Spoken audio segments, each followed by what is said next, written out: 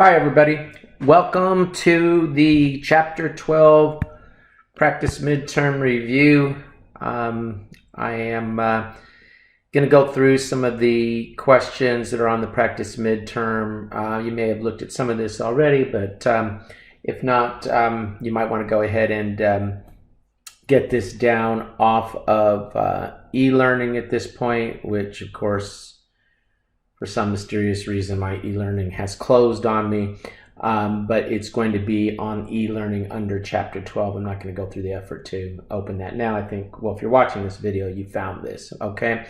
So I want to go ahead and go through these questions and give you a few thoughts. And I found some examples of questions where they do a little bit better at giving us some explanation where I can use that kind of thing. I will. I don't always agree with the way the book solves the problems, but where we can leverage off that, I will. Okay?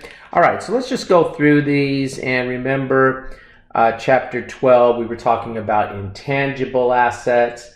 And two of the big takeaway from that discussion, maybe you could look at it, one big takeaway, is that you cannot develop the value of an intangible. Intangibles are things like patents, copyrights, goodwill, okay? All of these intangibles, you cannot develop those internally.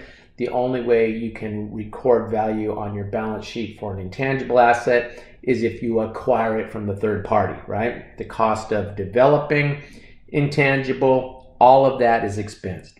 And again, remember we said that in US GAAP, the Financial Accounting Standards Board, FASB, made that determination a long time ago because most research and development doesn't turn out, and they don't want companies capitalizing things like startup costs and development of a patent, capitalizing all those. The thing doesn't work out, and then we have what? We have value being assigned to a company where there really is none. So rule conservatism says any money you spend to develop a patent is going to be expensed.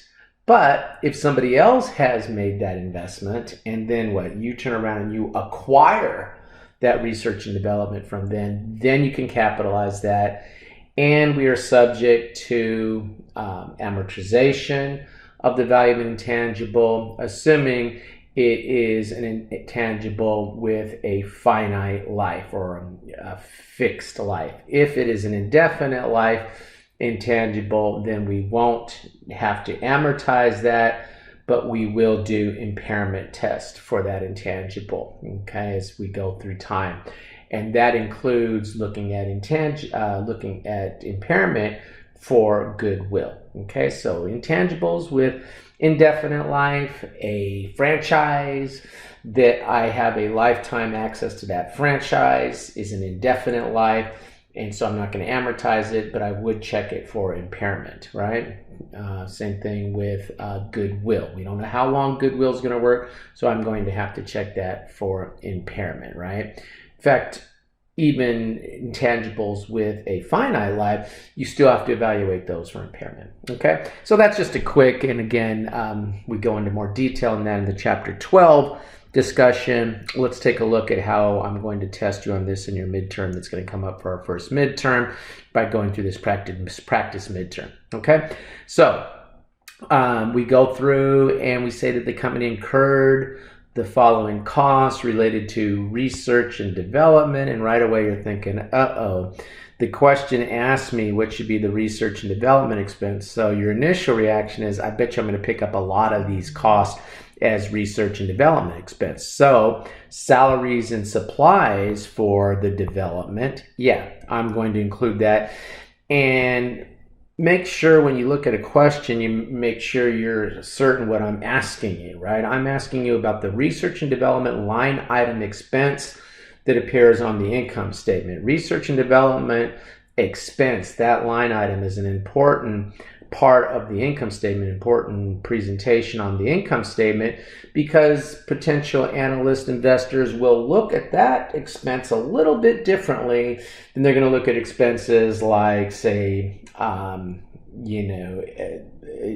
selling and administrative expenses, because selling and administrative expenses maybe can be trimmed, Research and development, not that you have to be wasteful, but we're looking at that and we're saying, well, we're putting that money, we're investing it in something that even though the accounting rules say we have to expense it, it does have the potential to turn into something that could be of significant value to the company later on, even though we're expensing it. We're treating it as an expense, as an expired future economic benefit, right? So you don't capitalize that unless you acquire it from a third party. There's a couple exceptions that we're going to get into that here when we go through some of these other problems. Okay, all right, quiet John, go ahead and keep going here. Research and development, yeah, we're going to expense that, right? We pick up that line item. Engineering work performed by another company. Okay, well, we contract with another company to do some sort of engineering work for us here on this research and development. Yeah, expense that. Okay, now purchase of equipment. Now we're going to look at this purchase of equipment one here in a couple seconds, okay, because we have to think about, well, what is the life of that equipment, how is it going to be used, etc. Okay, so let's hold off on that. Okay, so we picked up now the engineering work. We contracted with somebody to do some work for us on this. We picked up our salaries. Testing new models, yeah, that's still part of the research and development. So I'm going to pick that up. Okay, there's my $60,000. Legal fees for patent application. Now, when you get past the actual development and you're now incurring fees like designing of a logo or legal fees to register the patent, that sort of thing, those you can capitalize, because obviously if you're patenting this, you are now past the research and development stage. You're able to go ahead and start the patenting application process. That cost you can capitalize. So that's not going to be part of my research and development costs. So now let's take a look and see what they tell us about the equipment. They say that the equipment used in other projects, and it will be used in other projects, and the depreciation for the current year is $90,000. So again, even though it's a research and development expense line item, we don't take the whole $750,000, excuse me, in this case. We just take the depreciation on that item and include it as part of my depreciation expense. So you don't take the whole $750,000, you do take the depreciation, and that depreciation, I think I said depreciation expense, that depreciation is included in the research and development line item because I'm using that equipment on research and development. And so you add all those up and you come to the correct answer, answer B. Okay, so again, as you can see, we have a couple of exceptions to our general rule of expensing everything. If it's equipment that has a longer life, then you just take the depreciation on that equipment as part of your research and development. And again, legal fees to register a patent, fees that you spend to actually design a logo, those sort of things can be capitalized, and you don't have to expense that. Okay, and they're thinking, hey, by the time you get to that stage, you have determined you have something of value, and you can go ahead and start to capitalize some of that. Okay, number 2, research and development expense for a given period includes, and we just saw this in the previous question, depreciation on research and development facility, but the key phrase there, okay, is what? Is the word depreciation. Not the whole amount that you paid for it, but the depreciation on that, okay? The full cost of newly acquired equipment, not the full cost, no, it's a depreciation. C, research and development conducted on a contract basis for another entity. Let's talk about that. Let's say I'm some sort of entity that does research, and let's say a major pharmaceutical company, let's say Pfizer, comes to me and says, John, we want you to do the research for us in the development of a pill that will grow hair on an orange, okay? And so, of course, how do you give an orange a pill? So, that's gonna, because I had to change my usual example. I said cure baldness, but I think Pfizer has the, a patent for some hair growth tonics of some sort. I remember one time I went and I bought some Rogaine, okay, and I wanted some Rogaine, so I went and I bought Rogaine at the store, and when I was doing the checkout of it, the checkout person went, oh, when she saw the Rogaine, and I'm like, geez, give me a break, give me a chance to dream a little here at least. So I got home and I poured the Rogaine on my head, and it went straight down into my eye. Okay, so it obviously didn't grow hair, but it did get in my eye, and then I could keep picturing that checkout person going, when I bought the Rogaine. Okay, so I know they have some things that they say grows hair, whatever, but let's say, okay, it's, they're approaching me, a research company, a medical research company, to do the research on a pill that will cure baldness. So what happens? I'm spending all this money on the research and development, but I have a contract with a pharmaceutical company that says, hey, we will pay you for any research that you're doing on our behalf. So what happens? As I spend that money, I don't expense it. I capitalize it like an inventory. I'm going to debit an inventory type account, right, as I do that research and development, because I have a contract with the pharmaceutical company that they're going to purchase it from me at some later date. So if I'm doing the research and development on behalf of another, which I have a contract, that they will reimburse me for any costs that I incur in the development of that, and they're probably going to pay me more than my cost, right? I'm going to probably make a little profit off of this. Then I can go ahead and capitalize the cost of developing that, just like you would capitalize the cost of developing inventory. And then, of course, later on, when I sell it back to them, I'm going to debit cash, credit the inventory, and I might even be able to book a little gain on the sale of that thing then to that pharmaceutical company. Okay? All right, good. So the research and development conducted on a contract basis, key phrase, for another entity, you don't expense that, you capitalize it. Patent filing and legal costs, we saw from the previous question, yeah, you can capitalize those. Okay? Okay, good. So you take a look, and you can see that what we're testing here is some of the basic exceptions in some of these cases to the rule as to what gets expensed, what gets capitalized, right? For the most part, most things get expensed, and they have a couple exceptions. Legal fees, you're incurring the cost on behalf of another. It's not the entire amount that you pay for long-term equipment that has life, in future years. It's depreciation on that that's part of your research and development. And then here comes another exception, software development costs.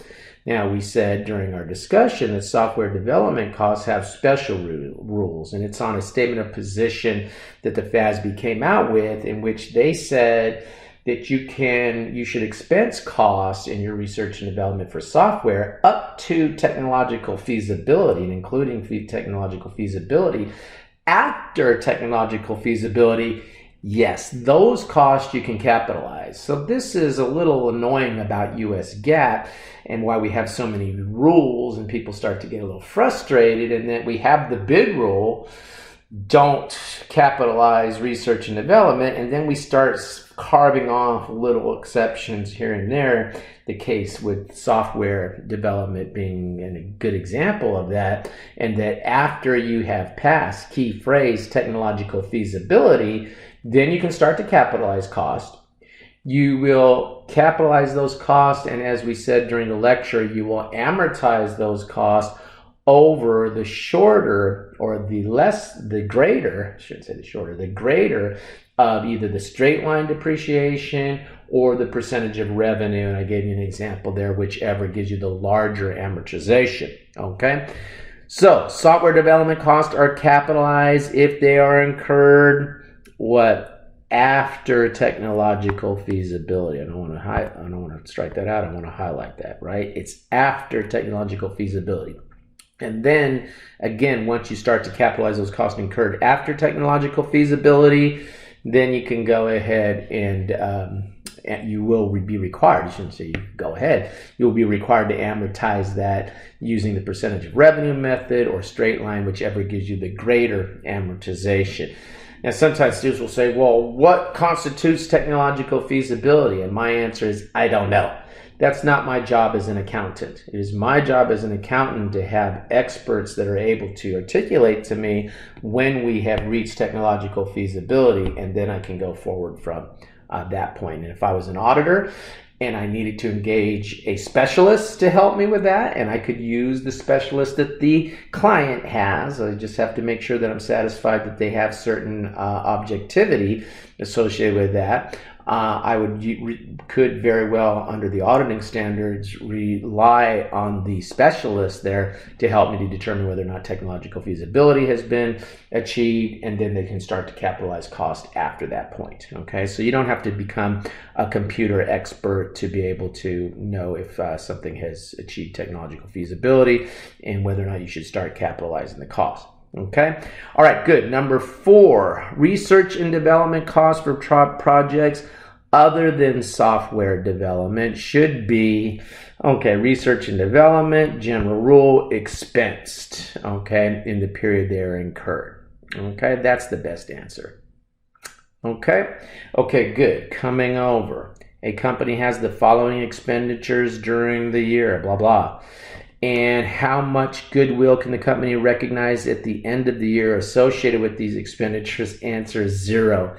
Any money you spend to develop goodwill, and I give the example in the lecture, my favorite retail store, I guess, for a while, there was Nordstrom, and you got the piano player and they put some perfume in the air that makes you want to buy stuff, right? Okay. So what happens? They're spending all this money to develop goodwill. They train their employees. I had a friend that was a former Nordstrom salesperson. She was telling me, yeah, they train you to accept the return with as much enthusiasm as you had when you made the sale. Okay, so all of that money, said, well, hey, Nordstrom, everyone thinks of it a high quality place, so they have a future economic benefit, they have this goodwill. Any money that you spend to develop an intangible is expense, so none of those things are listed here. I don't even have to look at them.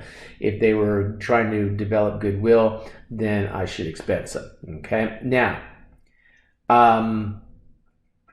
if I turn around and I acquire a company, and I acquire a company for more than its fair market value, then that fair market value of its net assets, and we're going to look at some problems in a minute, then that would be considered a goodwill. But again, be careful.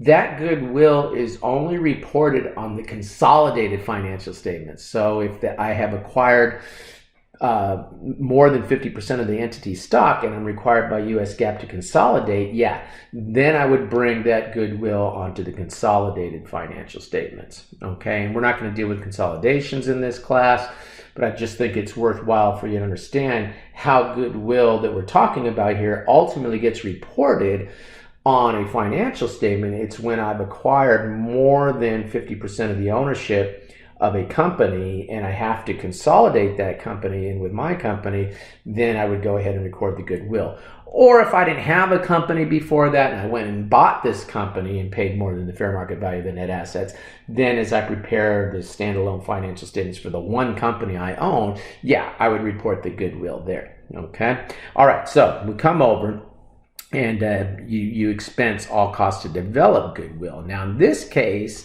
here, notice they're telling we purchase all of the outstanding stock. Well, that's obviously all is 100%. That's more than the 50% threshold, well over it. And so I am going to be recording goodwill now on the parent company's financial statements. Okay, so they tell me the fair value of things. They tell me the book value of things. Okay, now when I look at all this, I get the fair value. I'm just going to jump down to the answer. They want to know, I put in what is the implied goodwill. The book said recorded goodwill, and I guess in a consolidation you would record the goodwill, but I didn't want to say on the consolidated financial statements, etc. So I just said the implied goodwill. But again, when you consolidate these two companies, the one that was purchased in the parent and the subsidiary, then you would record the goodwill. But I just put the word implied in there. The implied goodwill is what? Well, I paid $950. Okay. And I got what? I got assets, net assets, assets minus liabilities is net assets. I got net assets with a fair value of $700,000. The assets minus the liabilities, fair value. Notice what book value is ignored here. Okay, I don't need the book value to calculate what the goodwill is, because goodwill, by definition, is the amount over fair value I paid for the net assets of the company. Since the net assets had a fair value of 7 and they paid $950, we have goodwill of $250. Okay. All right, good. Let's take a look at number 7. If intangible asset has a legal life of 8 years, say a patent, which has a legal life of 8 years, but contractually the usefulness is limited to 6 years. Okay, fine if it's contractually. Look, it could be the best estimate of the company that the patent that we've acquired from another, even though there's 8 years left on the legal life, that patent really will only have an economic life of 6 years. It doesn't have to be contractual. In this case, it was. If I estimate that the useful life will be less than the economic life, I'm going to go with that shorter useful life, contractual life, whatever they have here. So here they tell me that the contractually, the useful life, and it could be my best estimate of the economic life, it doesn't have to be by contract, is 6 years. Then I should amortize that patent over the 6 years. So it's over the shorter of the economic life or the legal life. I would imagine most patents probably have an economic useful life that is shorter than the legal life, I would imagine. I'm not a patent guy, but it seems to make common sense to me. For example, I have the patent for the flip phone, which I said in the lecture, right, was all the rage at one point in time. And if you don't have a flip phone, you ain't cool, right?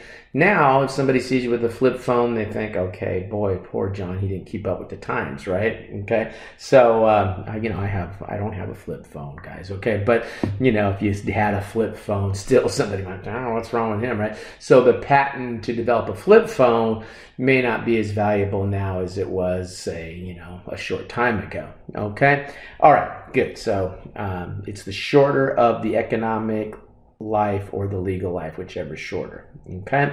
Okay, good. Short Corporation acquired Hathaway Inc. for $52 million. The fair value of Hathaway's tangible and intangible assets. Tangible assets is just a fancy way for saying things like, the property, plant, and equipment, any accounts receivable they may have, those are tangible. Intangible assets, the subject of this chapter, are things that, if you were to show a caveman, would you rather have this cup or this piece of paper that allows you to develop this thing? And the caveman's going to say, give me the cup because I know that I can drink water from it, right? They say, the man who, said all he wanted in life was a cup so he could drink water from it, until he realized he could drink water from his hands, right? Okay, so someone who's not thinking beyond just today might think the cup is of more value, right? If you're looking at a piece of paper that allows you to develop a phone that nobody else can develop, well, hey, give me that piece of paper because I know that has more value. Those are considered intangible assets when the value is in a piece of paper, right? Okay. Or in the case of goodwill, just a feeling. Okay. All right. So what happens? We talk about intangible and tangible. Sometimes in my examples, I forget what we're looking at here. Okay. So this question, Hathaway has what? Acquired Hathaway for $52 million. The fair value of all Hathaway's identifiable, tangible, and intangible assets are $48 million. Short won't amortize any goodwill over the maximum of years allowed. What is the annual amortization? And they set you all up for that, and the answer is 0. You don't amortize goodwill. Even though there's implied goodwill here, you don't amortize it because it has an indefinite life. You don't know how long it's going to last, and you'd be arbitrarily coming up with a number for amortization, and FASB doesn't want you to do that. So they say don't amortize the goodwill, but make sure you evaluate that goodwill at least annually for any impairment, and you would record impairment. Okay, and we'll talk about that here, and I'll give you an example of the impairment evaluation for goodwill in some of the upcoming questions. Okay, all right, good. Number 9, Granite Enterprise acquired a plant from Southern Research Corporation on January 1st, 2018 for $4 million. The patent will be used for 5 years, even though its legal life is 20 years. Okay, Rocky Corporation, another company, has made a commitment to purchase the patent from Granite for $200,000 at the end of the 5 years. Okay, maybe I have the patent for the flip phone, and I'm sort of a high roller cell phone company, whatever, developer on Motorola, let's say, and I know that, hey, I'm going to be the cool phone, whatever, for 5 years. After that, I'm going to sell this patent to this other Rocky company over here, because what they do is they develop products for older people that don't like to change. And so, I give the example, older person. I lost my dad this last summer. He could handle the flip phone for the cell phone, but once we went to the iPhone type model, he was done with technology, So for years, I had got him the flip phone, and he would use the flip phone. Okay, so maybe, and I see this on TV sometimes. They talk about the jitterbug phone, which the jitterbug was a dance thing for in the 30s and 40s. It was all the rage. So they have the jitterbug phone. You look at the thing; it's got big old keys on it and stuff. So maybe we sell that patent to the company that's going to specialize in developing the jitterbug phone or something, right? After we use it for 5 years, as it starts to phase out in popularity, we don't want to be dealing with that product, so we sell it to another company that says, hey, yeah, I can get some value out of that after you're done with that patent. Okay, so essentially this is basically giving us what we should use as the salvage value, because we have an agreement from this Rocky company to go ahead and purchase it from us. So we paid $4 million. We acquired the patent from another entity. We'll capitalize that, debit patent, credit cash, right? But then we have to amortize that. So we get the depreciable base by taking off that salvage value, if you will, the amount we can sell it to Rocky Company for, and that gives us the amortization for the year. Okay, good.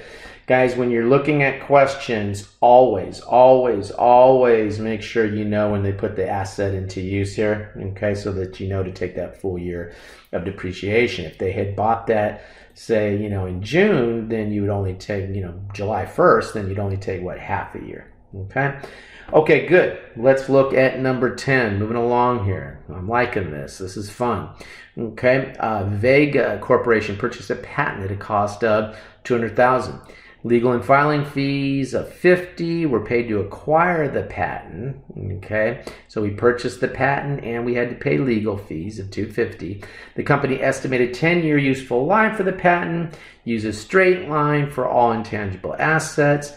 In January 2021, Vega spent $40,000 in legal fees for unsuccessful defense of the patent, and the patent is no longer usable. The amount charged to income, in other words, our expense for the legal fees, and the loss because we lost the rights to the patent in 2021 is what? So we had an initial value of the patent for $250,000, and we bought it in January of 2018. So what happens? We amortize that $250,000, and I'm just going to go over to the next page. We amortize that $250,000 of not $250,000, but $25,000, right? $250,000 divided by the 10-year life, right there. The $250,000, that's what we capitalize, divided by the 10 life. That's $25,000 a year for all of 18, all of 19, all of 20. It isn't until 2021 that we start running into these problems, etc., and have to incur legal fees and whatnot. So at the start of 2021, it was $175,000. We spent what? We spent another $40,000 on legal fees, and we're going to what? We're going to write off the patent. Okay, so we're going to go ahead and what? Credit the remaining book value of that patent, the 175, debit loss on the patent, and then we're going to go ahead and debit legal fees of $40,000, and I guess we probably would credit cash for that. Okay, I don't know why this thing's giving me this message here. Okay, so those two expenses together constitute the total expense loss of 175 on the book value of the patent, and loss of 40,000 or expense of 40,000 for the legal fees associated with that. Okay, good. Let's take a look at another one. We acquired a franchise. Again, franchise is another example of an intangible asset, right? The value to hang up a sign that I give in the lecture that says Auntie Ann Pretzel. In the lecture from the slides, Auntie Ann Pretzel, I give that example. So I like that place. Every time I go to the shopping mall, I got to stop and get a pretzel. And I sit there and wait in line to pay them $4 for flour and water. And the whole time I'm just mesmerized as they flip the pretzel. Okay, remember that example? Okay, so what happens? There's value to that sign. So if Auntie Ann says, hey, you can hang up the sign for 5 years, all you got to do is pay me $50,000. I have acquired that franchise right from a third party. I will debit franchise asset, credit cash, and then because she only let me use it, and I forget what I said now, for 5 years, because she only let me use it for 5 years, I have to amortize that. If I pay her the $50,000 and I can use that indefinitely, then I don't have to amortize the value of that franchise, right? Because they told me I can use it for an indefinite period. Now, you know, if someday Auntie Ann Pretzel, maybe someday we stop eating that kind of stuff because it's not good for you and the value of that drops, then I would have to take the impairment on that, right? Okay, so again, the rules for the intangibles, all pretty much the same ballpark, right? Okay, so let's go ahead and let's take a look, though. Russell Enterprises acquired a franchise from Michael Incorporated for $300,000. The franchise agreement is for, 6-year period. So Russell's going to let me use that for 6 years, or Michael's going to let Russell use it for 6 years. Russell uses straight line to amortize all intangible assets, which should be reported as the book value after 2 years. There was no salvage value with this one, so they just took the straight 300,000, divide that by 6. That's 150. What is that? 100. Oh, I see.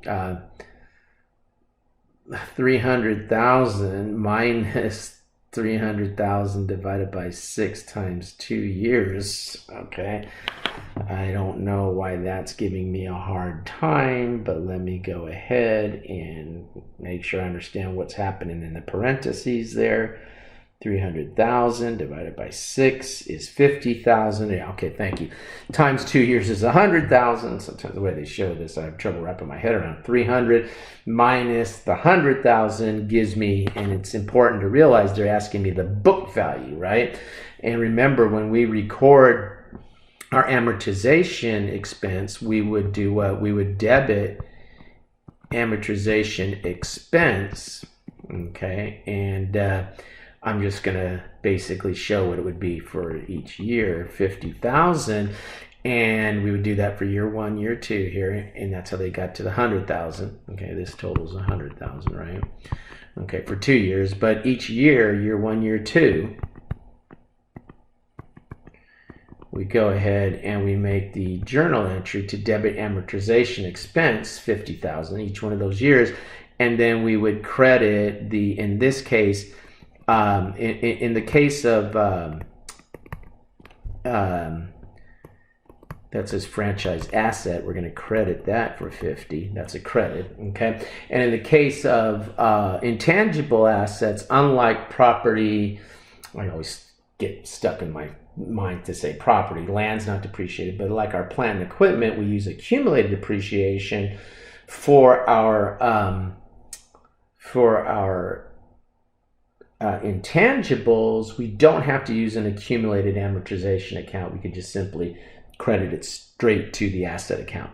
Okay? All right, good. let's go ahead then and let's take a look at number 12. And we've got on January 3rd, Tracer Incorporated purchased a patent for $450,000 to manufacture a new type of chair. The patent has a remaining legal life of 12 years. Tracer plans to manufacture the chair for 8 years and then sell the patent for $50,000. The company amortizes intangible assets using the straight line. On December 29th, 2020, Tracer decided to sell the patent for $325,000. So what should we do? Okay, selling an intangible is no different than selling any other asset. If you sell it for more than its book value, that's a gain. If you sell it for less than its book value, that's a loss. So we know that they sold, okay, based in this problem, okay, we know that they sold the patent for $325,000. So we know we got to use that number because that's the cash coming in, right? So when I realize something like that, guys, I'm going to give you a little test-taking technique. I write that number down.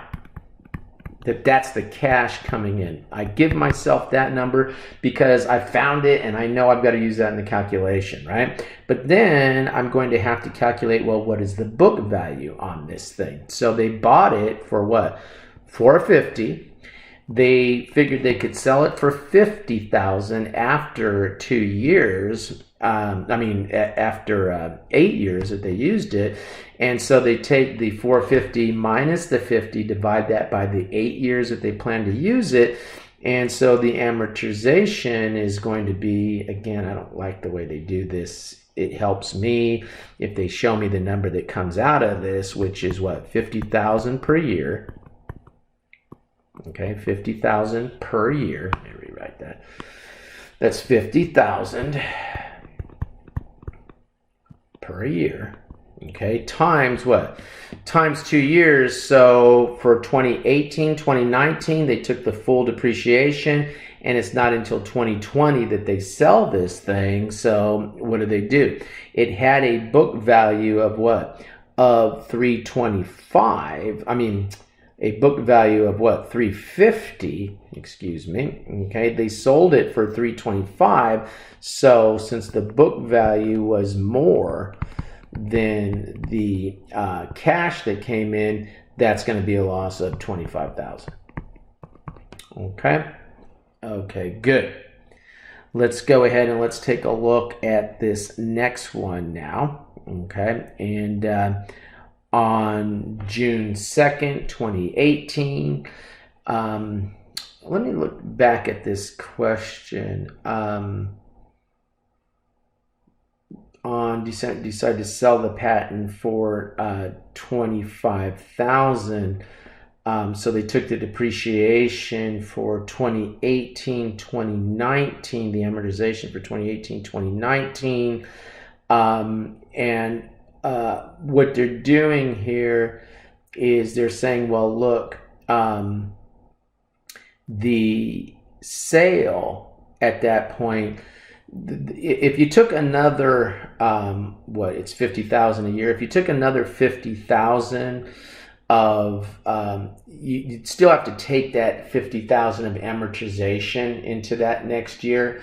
And so bottom line, the impact on the income statement can all just be rolled into that loss that you sold it for, okay? In other words, they don't make you have a separate amortization expense for another year of $50,000 and then report a gain, because I think that would bring it then, if you took another $50,000 of depreciation, that would turn it into a gain, and then take a gain. They make you take that down as an entire loss rather than have the confusing aspect of showing amortization expense and showing a gain. Rather, it's better to just lump that all together and just call that a loss on the sale of the patent there. Okay, so that's why we didn't calculate the depreciation for the 2020. We calculate for 2018, 2019. Okay, that's the 2 years there.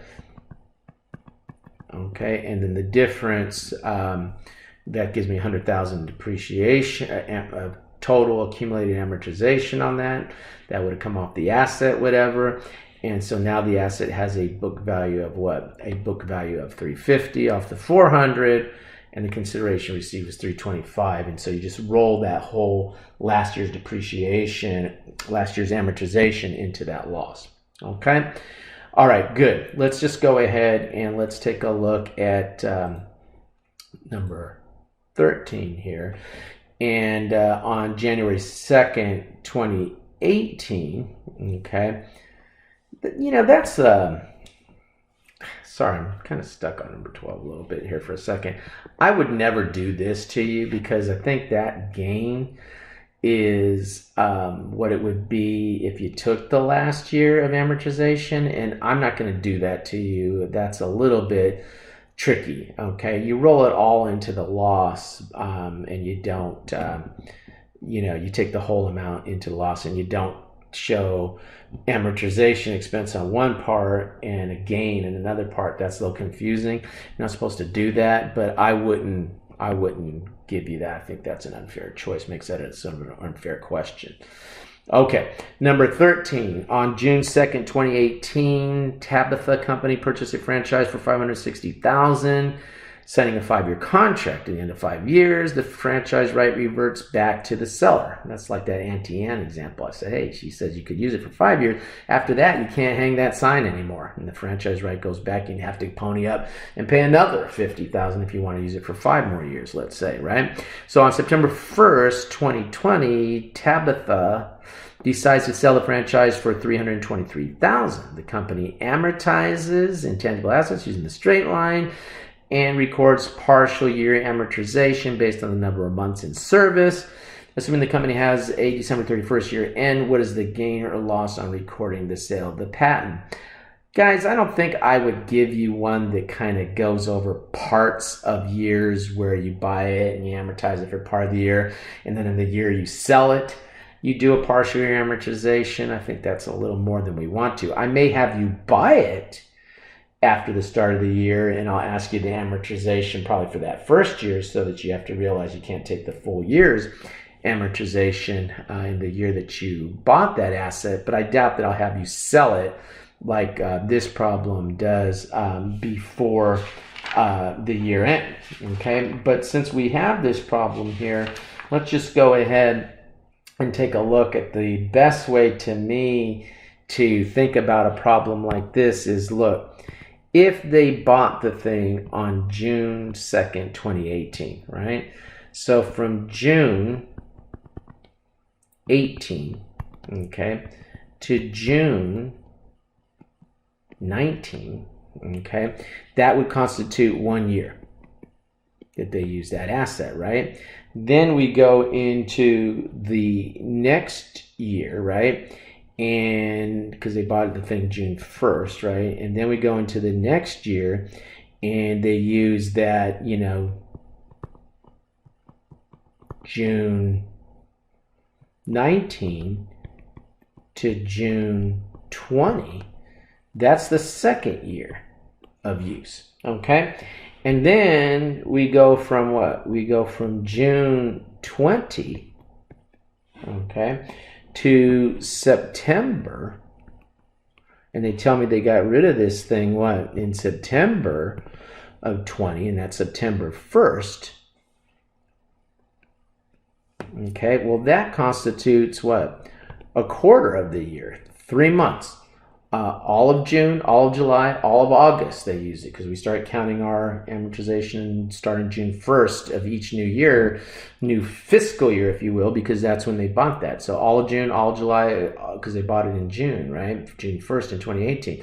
So it's all of June, all of July, all of August. Don't count September because they sold it September 1st. So that's 3 months out of a 12-month year. That gives me 0.25 of the year. So they use this asset for what? 2.5 years. All of year 1, all of year 2, and the quarter of the year there before they sold it in the third year of use. Quarter is 0.25, right? Okay, so that's what they did here, guys. They figured out the annual depreciation. $560 is what they paid for the franchise. 5 years it could be used. That's $112,000 per year. And then you multiply that by the 2.25 years that they used it. So that means they would have taken $252,000 of depreciation, $560, the original cost minus the $525, the depreciation that was taken over 2.25 years. That gives it a book value of $308. They sold it for what? $323. So they have a gain there. The correct answer to this question, $15,000. Okay. All right, good. Let's take a look at some impairment considerations, and we're going to finish this thing up with that. Okay, now remember, with impairment, we have generally what? 2 steps in which we're going to sit there and look at the carrying value, the book value. Carrying value, book value are synonymous terms, guys. Carrying value, book value of the asset versus the estimated cash flows. If the cash flows are more, no impairment. I don't have to go any further with this. Okay. If what? If the cash flows are less than the book value, I've determined there's impairment, and I'm going to have to take the next step now. I only go to step 2 if the book value is more than the cash flows. I go to step 2, and now I'm going to compare the fair value to the book value to calculate the loss. Now, when we talk about fair value, okay, maybe a little beyond the scope of where we really need to go in this class, but I want to kind of give you a point ahead as you move on into, CPA exam and that sort of stuff. Fair value is often determined by discounted cash flows. So what happens? You could have cash flows that are undiscounted. You'll use that to determine if you have impairment.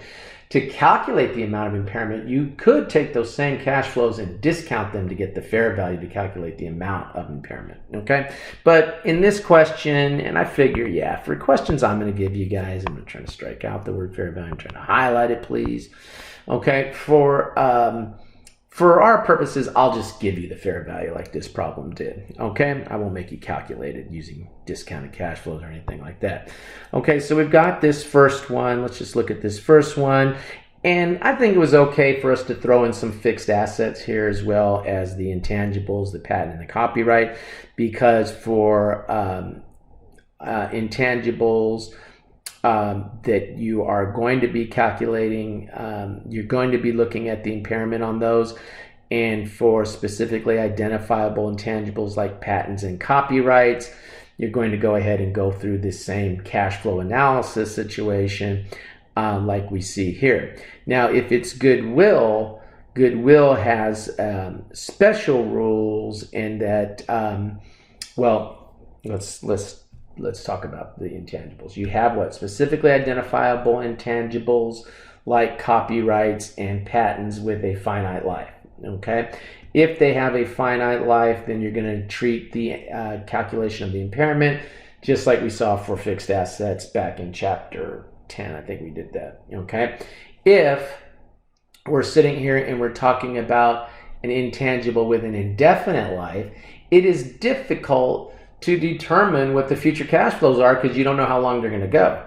So then we simply compare whatever the book value is to the fair value, and there is no cash flow analysis to determine if you have impairment. When we're dealing with our Goodwill, we're going to have a special way of doing Goodwill, and we're going to make our evaluation at the reporting unit level. But we got a question coming up on that, so I'm not going to get into that right now. So for these, the presumption is that these assets have some sort of finite life on them. And patents and copyrights by law typically do have a finite life, right? Okay. And so what happens? We're going to do our impairment like we would for buildings and machine. So now looking at this, we take a look at the first one, which is the building. Okay. When we look at the building, we can see that the book value is what? Is more than the cash flows. So this building is considered to have impairment. And that's step 1 right there. So we then go to step 2, which is to compare what? Compare the book value to the fair value. So we're thinking here, our impairment is $140,000 for this, right? We took that next step right here is where we get step 2, right? this would over here, I guess, would have been step 1, where we compare the cash flows to the book value. And we went to what? We went to step 2 because what? Because the book value was more than the cash flows, right? Okay, now for the patent, we look and we have book value and cash flows, and we look and we say, oh, okay, beautiful. Since we think we're going to generate more cash flows off this patent than the current book value of the patent, we don't have impairment. We don't have to go to step 2. So we have nothing for that. We wouldn't even go to that step 2. Okay. Then we look at the copyright.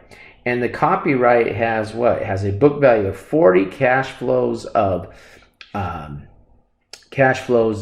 38 here. So now we're saying, yeah, we've got impairment because the cash flows are less than the book value, right? Okay, so that one will have the impairment. So we're going to go to step 2. We compare the fair value to the book value to calculate the amount of impairment, and that's going to be $1,000. And then we get to the machine, and the machine has cash flows that are in excess of the book value that's less than the cash flows, however you want to say that.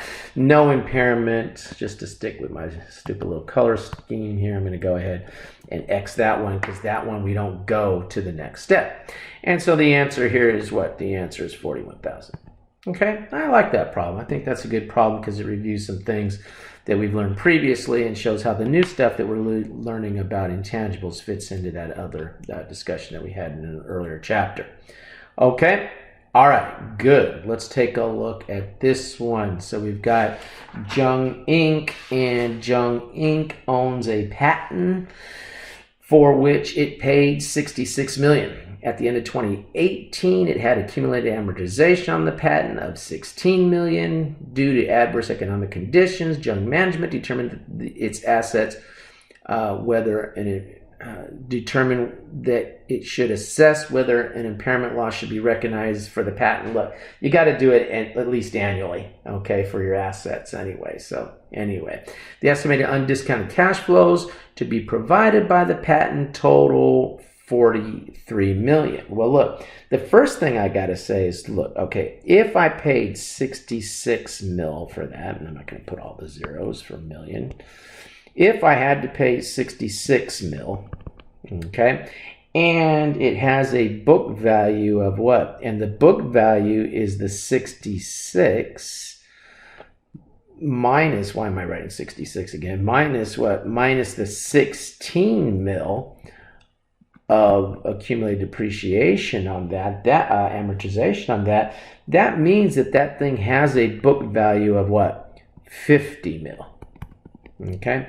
Now, they say due to economic problems, etc., the estimated undiscounted cash flows are what? Are 43 mil.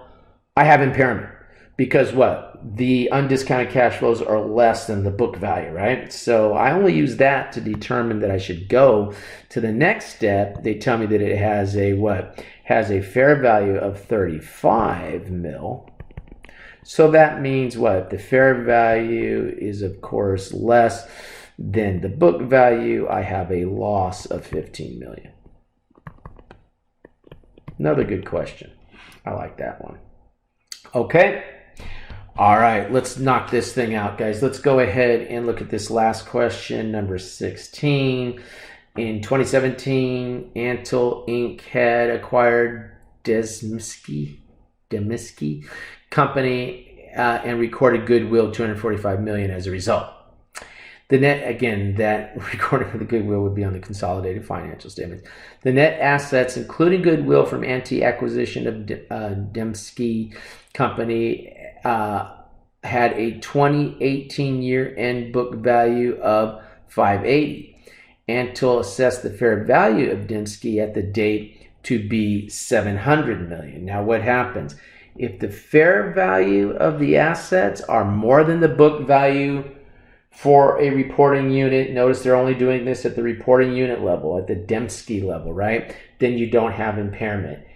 If at the reporting level you had a situation where what, for whatever reason, the fair value had fallen below the book value, then you would have to first write down all the assets that are specifically identifiable to their lower fair value, and then any difference that still remain would be attributed to the Goodwill account. Okay, but in this case, since we're sitting here and we have what? We have a fair value that is more than the book value, then we don't have any impairment. Okay, so you have to look at that and say, well, look, if the fair value has fallen down below the book value, then I'm going to take that difference against the Goodwill account. Okay, and if I completely wipe out the Goodwill account, then I have to start writing down the specifically identifiable assets. I think I said that backwards a minute ago, so let me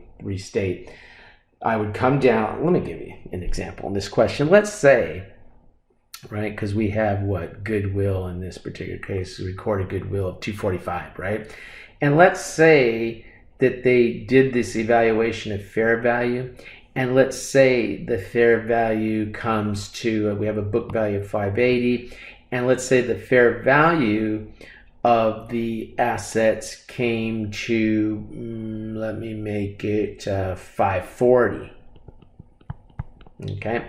Well, now they're saying, hey, you've got impairment. You've got impairment, and the impairment we're going to say is going to go against the Goodwill. So because there's that difference between the 580 and the 540, just to emphasize the reporting unit notion here, let's say I did all this for Dembski, whatever they're calling this unit, but I had, Aquafina unit. And for Aquafina unit, the book value was 580 and the fair value was 540. Well, I would look at the impairment on a reporting unit by reporting unit basis. So with this fact pattern, Dembski's okay, but then I move over to Aquafina unit, and if Aquafina had, book value of 580 and fair value of 540, then I'd have to record the impairment because I have that reporting unit that is showing the impairment. Entities can have more than one subsidiary, right? So you do it by subsidiary, by reporting unit. So here I would go ahead and I would debit impairment loss if we had this fact pattern for 40,000, right? And I would credit the Goodwill to bring it down, because they're saying, well, if your fair value's fallen below your book value, we're first going to say that that's going against the Goodwill, and then once you wiped out all the Goodwill, you'd have to start applying it to your identifiable assets like property, plant, and equipment. Okay, good. That's it. I think that gives us a good sampling of the takeaways from this chapter, which include the notion that you're going to be looking at, think of it this way: you're spending money to develop an intangible, expense it, with the few minor exceptions that we saw for capitalizing, legal fees to register it, successful defense, those sort of things can be capitalized. But money you spend to develop a patent, develop an intangible like a patent, expense it, right? General rule. Now what happens?